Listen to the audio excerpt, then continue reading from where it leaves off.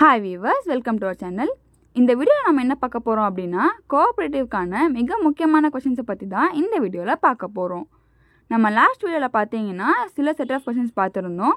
இன்றைக்கி வீடியோவில் அதோட கண்டினியூட்டியை தான் நம்ம பார்க்க போகிறோம். அண்ட் அதுக்கு முன்னாடி நீங்கள் இப்போ தான் நம்ம சேனலை ஃபஸ்ட் டைம் பார்க்குறீங்க அப்படின்னா மறக்காமல் நம்ம சேனலை சப்ஸ்கிரைப் பண்ணிவிட்டு பக்கத்தில் இருக்க அந்த பெல் ஐக்கானையும் ப்ரெஸ் பண்ணிடுங்க. அண்ட் அப்படியே கமெண்ட்ஸில் தேங்க்யூ இல்லைன்னா நன்றிங்கிற ஒரு மெசேஜும் போட்டுருங்க.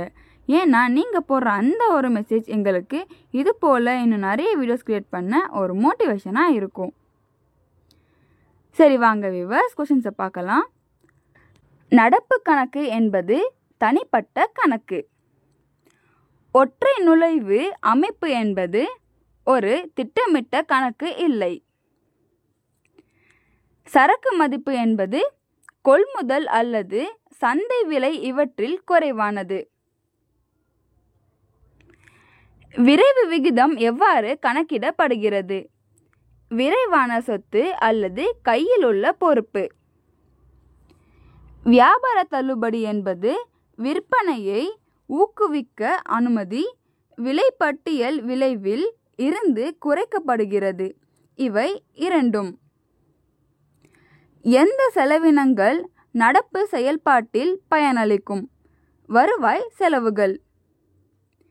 வங்கியில் கடனுதவி அறிக்கையை வரையும்போது கடனீட்டு புத்தகம் காசோலை மூலம் நீங்கள் கடன் பெற்றால் நீங்கள் அதை சேர்க்க வேண்டும். வெளிவர வேண்டிய வாடகை தனிப்பட்ட கணக்கு. கூட்டுறவு தணிக்கையாளரை யார் நியமனம் செய்கின்றனர்? கூட்டுறவு துறையின் பதிவாளர். மாவட்ட அளவிலான கூட்டுறவு தணிக்கையை நடத்தும் அதிகாரி கூட்டுறவு தணிக்கை உதவி இயக்குனர். மிகைப்பற்று என்பது எவ்வாறு வகைப்படுத்தப்படுகிறது? உறுதிமொழி கடன். எந்த செலவினங்கள் நடப்பு செயல்பாட்டில் பயனளிக்கும்? வருவாய் செலவுகள். நிதி கணக்கியல் முறை என்பது ஆஸ்தி மைனஸ் பொறுப்பு = மூலதனம். புத்தகத்தின் அடிப்படை விதிகள் பற்று மற்றும் கடன்களில் உள்ள விண்ணப்ப படிவம் என்பது தனிப்பட்ட கணக்கு. கூட்டுறவு தணிக்கையின் முக்கியத்துவம் நிர்வாக ரீதியான தணிக்கை. கூட்டுறவு கணக்கு வைப்பு எந்த தத்துவத்தின் அடிப்படையில் அமைய பெற்றுள்ளது? வரவு மற்றும் செலவு முறை.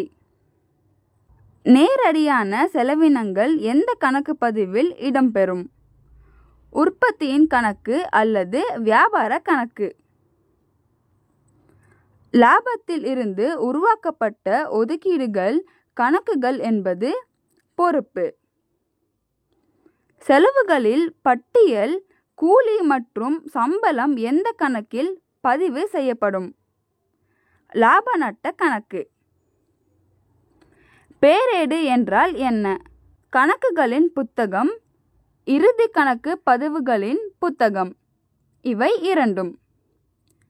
சரி, ஓகே வியூவர்ஸ், அவ்வளோதான். நம்ம நெக்ஸ்ட் வீடியோவில் இன்னும் சில செட் ஆஃப் கொஷின்ஸை பார்க்கலாம்.